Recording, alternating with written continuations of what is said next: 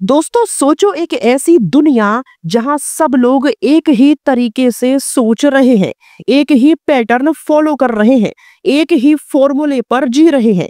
और फिर वहां एक ऐसा इंसान एंट्री लेता है जो अलग सोचता है, अलग करता है और दुनिया उसे पागल, क्रेजी बोलती है।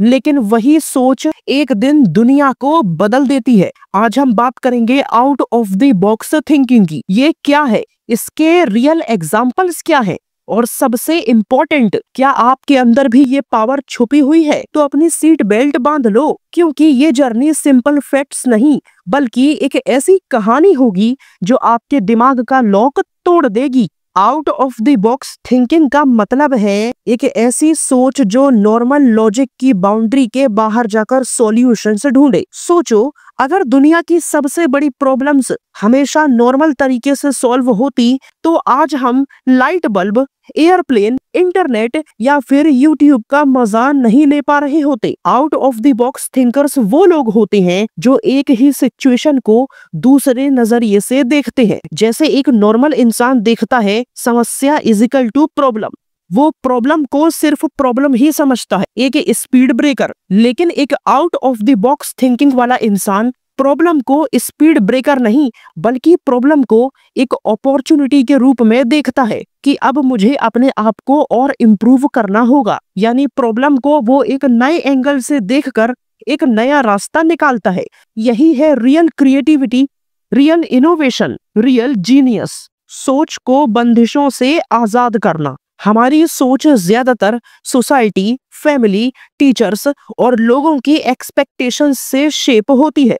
Out of the box thinker वही बनता है जो इन अदृश्य दीवारों को तोड़कर अपने दिमाग को एक खुला मैदान बनाता है। मतलब हर आइडिया को जज करने से पहले उसे एक्सप्लोर करो। जब तक आप अपने माइंड को ये पॉसिबल है या नहीं वाले सवाल से रोकते रहोगे तब तक नए सॉल्यूशंस नहीं आएंगे। कुछ ऐसे रियल लाइफ एग्जांपल्स जो आपके दिमाग को हिला देंगे। एग्जाम्पल 1, एल्बर्ट आइंस्टाइन के स्कूल टीचर्स कहते थे ये बच्चा कभी लाइफ में कुछ नहीं करेगा, लेकिन उसने अलग सोचा। उसने दुनिया को रिलेटिव थ्योरी दी जिसने टाइम और स्पेस के कॉन्सेप्ट को हमेशा के लिए बदल दिया। Example number 2, Wright brothers. Year 1903 में सब कह रहे थे उड़ान सिर्फ पक्षियों के लिए है, सिर्फ पक्षी ही उड़ सकते हैं। लेकिन राइट ब्रदर्स ने कहा अगर पक्षी उड़ सकते हैं तो इंसान क्यों नहीं। सब उन पे हंसे, बोले पागल है। लेकिन उन्होंने पहली बार प्लेन उड़ा दिया। आज हर सेकंड में दुनिया में 10,000 से ज्यादा प्लेन्स फ्लाई कर रहे हैं। एग्जाम्पल नंबर 3, डब्बा वाला सिस्टम। मुंबई के डब्बा वाला हार्वर्ड और ऑक्सफोर्ड जाके पढ़ते हैं। क्यों? क्योंकि उनका डब्बा डिलीवरी सिस्टम इतना एक्यूरेट है कि 6 सिग्मा सर्टिफाइड है, यानी 1 करोड़ डिलीवरीज में एक गलती। अब जरा सोच के देखो, इनमें से ज्यादातर डब्बे वालों की स्कूलिंग भी कंप्लीट नहीं है, लेकिन उन्होंने अपना सिस्टम बनाया, कोडिंग, कलर्स, सिंबल्स और ह्यूमन चेन पर बेस्ड। नॉर्मल सोच होती है फूड डिलीवरी की एक छोटी सी सर्विस, उनकी सोच थी एक पूरा का पूरा फूड डिलीवरी सिस्टम का साइंस। Example 4, Steve jobs. सब कंपनीज टेक्नोलॉजीज बना रही थी, लेकिन स्टीव जॉब्स ने कहा टेक्नोलॉजी और आर्ट को मिलाकर डिजाइन बनाओ। Result Apple. आज आईफोन के पीछे इनोवेशन का इमोशन है। नॉर्मल कंपनीज सोचती थी फंक्शनैलिटी के बारे में, स्टीव जॉब्स ने सोचा emotion plus design plus technology. So that's why Apple becomes Apple. Example number 5, सुधा मूर्ति। इन्फोसिस की शुरुआत हुई थी सिर्फ 10,000 रुपए से, जो सुधा मूर्ति ने अपने हस्बैंड नारायण मूर्ति को दिए थे। सब सोच रहे थे इंडिया में आईटी कंपनीज ग्रो नहीं करेंगी, लेकिन उन्होंने देखा एक नया फ्यूचर और आज इन्फोसिस दुनिया की टॉप 10 आईटी कंपनीज में से एक है। यानी जब सब सोचते हैं इम्पॉसिबल, तब एक out of the box mind सोचता है everything is possible. Point number 2, question power. हर चीज पर सवाल उठाना। Out of the box thinkers की एक सबसे बड़ी ताकत होती है सवाल पूछना। नॉर्मल लोग एक्सेप्ट कर लेते हैं ये चीज हमेशा ऐसे ही होती है, लेकिन out of the box thinker पूछता है ऐसा क्यों होता है, किस लिए होता है, ये अलग तरीके से क्यों नहीं किया जा सकता। जैसे न्यूटन ने सोचा सब नीचे ही क्यों गिरता है, ऊपर क्यों नहीं जाता। ये एक सवाल ने साइंस का पूरा कोर्स बदल दिया। Point number 3, psychology behind out of the box thinking. अब सवाल ये उठता है, ये लोग ऐसा कैसे सोचते हैं। पहले वो ब्रेन के पैटर्न रिकॉग्निशन सिस्टम को तोड़ते हैं।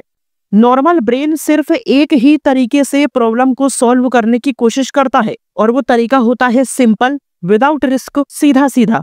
लेकिन क्रिएटिव ब्रेन कहता है चलो थोड़ा सा रिस्क लेकर देखते हैं, चलो थोड़ा सा उल्टा सोच कर देखते हैं। दूसरा, वो फियर ऑफ फेलियर को इग्नोर करते हैं। वो हारने से नहीं डरते जब सब कहते हैं नहीं होगा। Out of the box thinker कहते हैं चलो एक बार ट्राई करके देखते हैं। वो उत्सुकता को जिंदा रखते हैं, बचपन के बच्चे की तरह सवाल पूछते हैं, why not, what if, who else. ये क्वेश्चंस ही नए रास्ते बनाते हैं। आउट ऑफ द बॉक्स सोचना मतलब कंफर्ट जोन से बाहर निकलना। हर आइडिया में एक रिस्क होता है। लोग हंसेंगे, क्रिटिसाइज करेंगे, गलत बोलेंगे, लेकिन याद रखो रिस्क के बिना इन्वेंशन, क्रिएटिविटी और इनोवेशन पॉसिबल ही नहीं है। एग्जाम्पल, एलन मस्क ने कहा था कि रॉकेट लॉन्च करूंगा प्राइवेट कंपनी से। उस वक्त लोग हंस पड़े। आज स्पेस एक्स दुनिया का सबसे बड़ा स्पेस रिवॉल्यूशन है, क्योंकि उसने आइडियाज सोचने के बाद लोगों की परवाह ना करके अपने आइडियाज पर बिलीव किया और उसका रिजल्ट आज सारी दुनिया के सामने है। फेलियर को एक्सपेरिमेंट समझना। थॉमस एडिसन ने 1000 बार बल्ब बनाने की कोशिश की। जब लोग पूछते थे तुम फेल हो गए, तो वो कहते थे मैं फेल नहीं हुआ, मैं सिर्फ 1000 तरीके जान गया हूँ जो काम नहीं करते। Out of the box thinking तभी ग्रो होती है जब आप दुनिया को एक एंगल से नहीं, मल्टीपल एंगल्स से देखते हो। एक आर्टिस्ट एक ट्री में एक आर्ट देखेगा, एक साइंटिस्ट उसमें ऑक्सीजन और कार्बन साइकिल देखेगा, एक बिजनेसमैन उसमें पेपर और फर्नीचर देखेगा, एक नेचर लवर नेचर ब्यूटी को देखेगा। मतलब हर चीज को अलग नजरिए से देखना ही क्रिएटिविटी है। डे ड्रीमिंग और इमेजिनेशन की पावर। लोग डे ड्रीमिंग को बेकार मानते हैं, लेकिन सच ये है कि इमेजिनेशन ही इन्वेंशंस को जन्म देती है। एल्बर्ट आइंस्टाइन खुद कहते थे imagination is more important then knowledge, क्योंकि नॉलेज सिर्फ वही होता है जो ऑलरेडी एग्जिस्ट करता है। इमेजिनेशन वो होती है जो एक नई दुनिया को क्रिएट करती है। Out of the box thinking कभी भी जबरदस्ती या फिर प्रेशर से नहीं आती, या फिर इसकी कोई डिग्री नहीं होती। ये आपकी इनर सेल्फ, आपकी क्यूरियोसिटी, आपके चीजों को देखने के नजरिए पर डिपेंड करती है। आप अपने माइंड को जितना ओपन रखेंगे नई चीजों को सीखने के लिए, समझने के लिए, दुनिया को कुछ न्यू प्रोवाइड करने के लिए, क्रिएटिविटी को इनहेंस करने के लिए, तो आपकी out of the box thinking automatic unlock होगी। यही एक रियल तरीका है out of the box thinking को अनलॉक करने का। उम्मीद करते हैं आपको इस वीडियो से कुछ ना कुछ सीखने को जरूर मिला होगा। तो आज की इस वीडियो में हम आपसे विदा लेते हैं। मिलेंगे आपसे फिर एक नई वीडियो पर एक इंटरेस्टिंग टॉपिक के साथ। तब तक के लिए खुश रहिए, हंसते रहिए।